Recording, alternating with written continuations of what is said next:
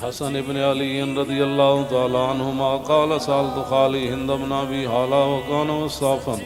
عن حلية رسول الله صلى الله تعالى عليه وسلم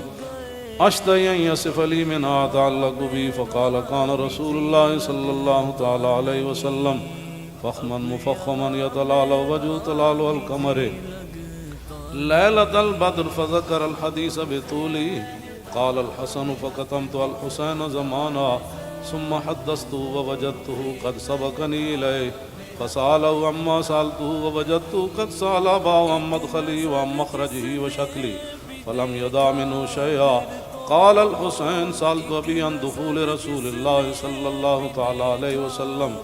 فقال كان إذا أوى إلى منزله جزا دخوله 3 أجزاء جزءا لله عز وجل وجزءا لأهله وجزءا لنفسه ثم جزا جزء بينه وبين الناس فيرد ذلك بالخاصة على العامة.